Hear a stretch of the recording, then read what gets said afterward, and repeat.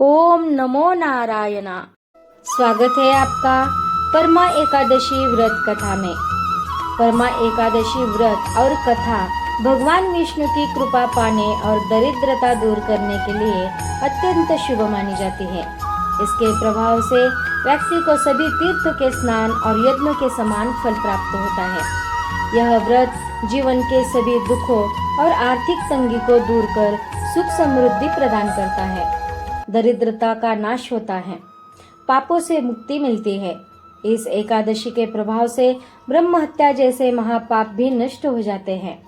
इस व्रत और कथा के पुण्य से मनुष्य को अंत में विष्णु लोक की प्राप्ति होती है।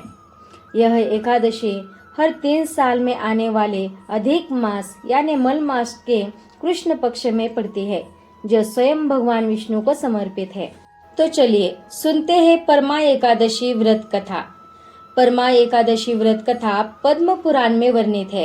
युधिष्ठिर ने पूछा, जनार्दन कृपा करके पापों का नाश और पुण्य दान करने वाली एकादशी के महात्म्य का वर्णन कीजिए, जिसे इस लोक में करके मनुष्य परम पद को प्राप्त हो जाता है। भगवान कृष्ण बोले, राजन, शुक्ल या कृष्ण पक्ष में जो भी एकादशी आती है उसका परित्याग नहीं करना चाहिए, क्योंकि वह मोक्ष रूप सुख को बढ़ाने वाली होती है। कलयुग में तो एकादशी ही जीवन मरण के बंधन से मुक्त करने वाली होती है। यह संपूर्ण मनोवांछित कामनाओं को प्रदान करने वाली है और पापों का नाश करती है।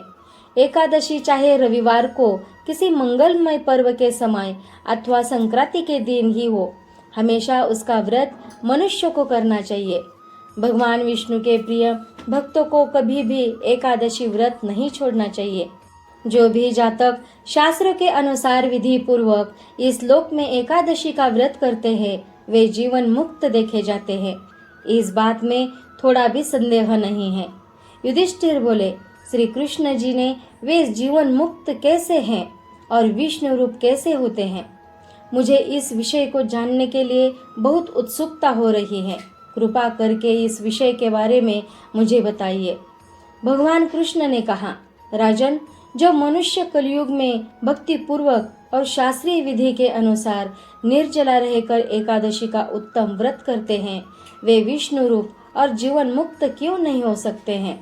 एकादशी व्रत के समान सभी पापों का नाश करने वाला और मनुष्य के समस्त कामनाओं को पूरा पवित्र व्रत दूसरा कोई भी नहीं है। दशमी को एक बार भोजन करके एकादशी के दिन निर्जल व्रत तथा द्वादशी को पारण करके मनुष्य श्री विष्णु के समान हो जाते हैं।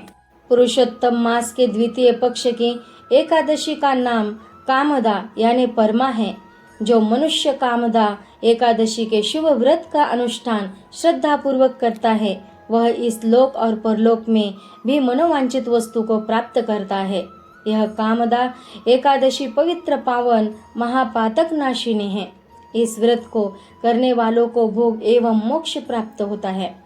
कामदा एकादशी के दिन विधि पूर्वक पुष्प, धूप, नैवेद्य और फूल के साथ भगवान पुरुषोत्तम की पूजा करनी चाहिए। व्रत करने वाले वैष्णव पुरुष को दशमी तिथि के दिन कांसे के बर्तन, उड़द, मसूर, चना, कोदो, साग, मधु, पराया अन्न, 2 बार भोजन तथा मैथुन, इन सभी चीजों का परित्याग करना चाहिए। इसी प्रकार एकादशी तिथि को निद्रापान, जुआ, निंदा, चोरी, हिंसा, चुगली, मैथुन, दांतुन, क्रोध और असत्य भाषण, इन 11 दोषों का त्याग करना चाहिए। द्वादशी तिथि पर कांस का बर्तन, उड़द, मसूर, तेल, असत्य भाषण, व्यायाम, परदेश गमन, 2 बार भोजन, मैथुन, बैल की पीठ पर सवारी, पराया अन्न और साग, इन 12 वस्तुओं का त्याग करें। जो मनुष्य इस विधि से परमा एकादशी का व्रत करता है और रात में जागरण करके श्री पुरुषोत्तम जी की पूजा करता है, वही सभी पापों से मुक्त हो जाता है। ऐसे जातक परम गति को प्राप्त होते हैं। इसका पाठ करने और सुनने से सहस्र गोदान के समान फल की प्राप्ति होती है। अर्जुन ने श्री कृष्ण से कहा, अधिक मास के कृष्ण पक्ष की एकादशी का नाम तथा उसके व्रत का विधान बताने की कृपा करे। इसमें किस देवता का पूजन किया जाता है तथा इसके व्रत से किस फल की प्राप्ति होती है? भगवान श्री कृष्ण ने कहा, हे अर्जुन, इस एकादशी का नाम परमा है।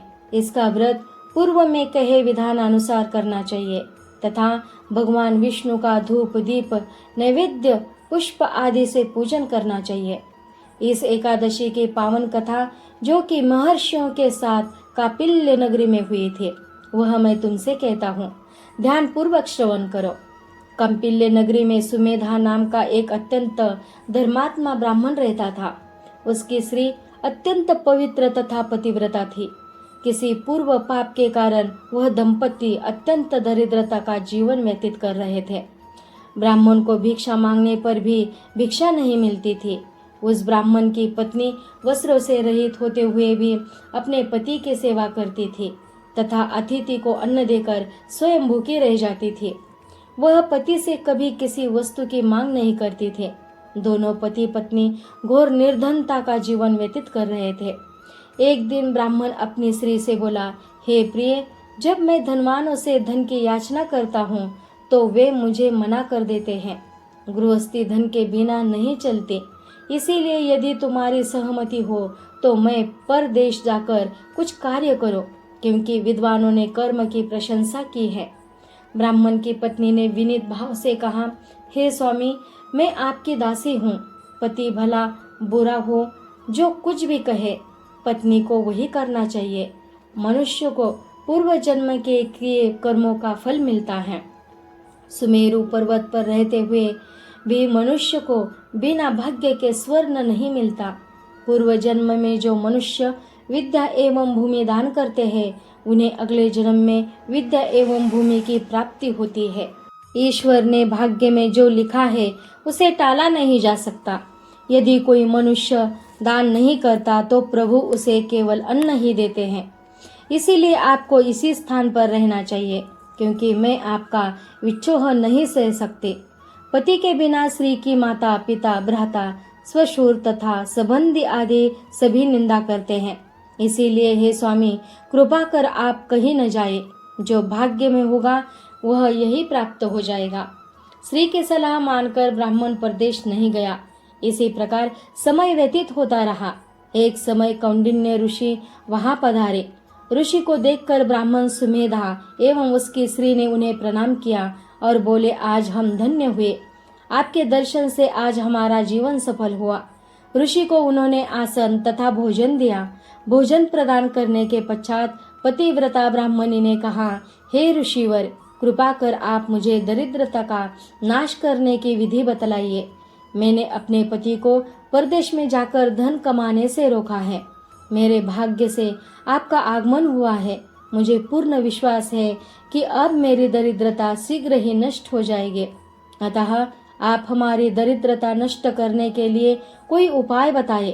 ब्राह्मणी की बात सुन कौंडिन्य ऋषि बोले, हे ब्राह्मणी, मलमास की कृष्ण पक्ष की परमा एकादशी के व्रत से सभी पाप दुख एवं दरिद्रता का आदि नष्ट हो जाते हैं। जो मनुष्य इस व्रत को करता है वह धनवान हो जाता है। इस व्रत में नृत्य गायन आदि सहित रात्रि जागरण करना चाहिए। भगवान शंकर ने भगवान कुबेर को यही व्रत करने के कारण धनाध्यक्ष बना दिया। इसी व्रत के प्रभाव से सत्यवादी राजा हरिश्चंद्र को पुत्र श्री एवं राज्य की प्राप्ति हुई थी। कौंडिन्य ऋषि ने उन्हें एकादशी के व्रत का समस्त विधान कह सुनाया।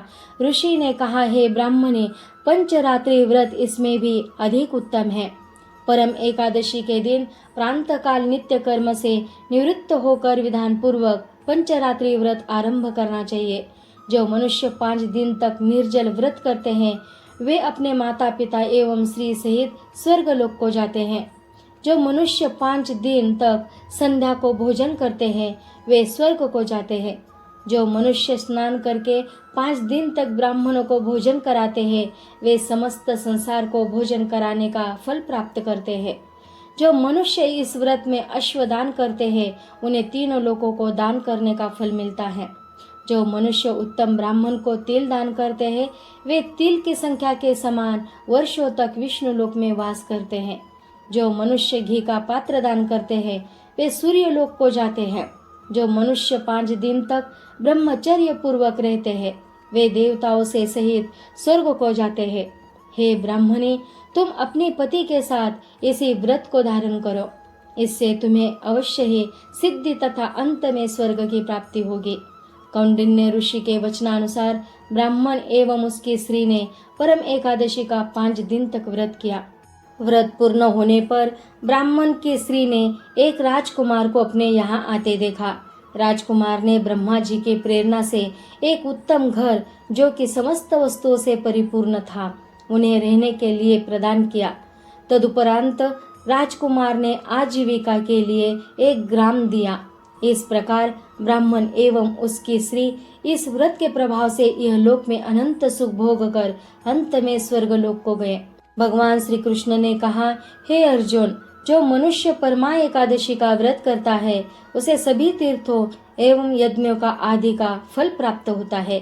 जिस प्रकार संसार में 2 पैरों वाले ब्राह्मण, 4 पैरों वाले में गौ, देवताओं में देवेंद्र श्रेष्ठ है, उसी प्रकार मासों में लौंद अर्थात अधिक मास उत्तम है।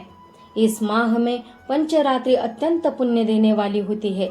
इस माह में पद्मिनी एवं परम एकादशी भी श्रेष्ठ है।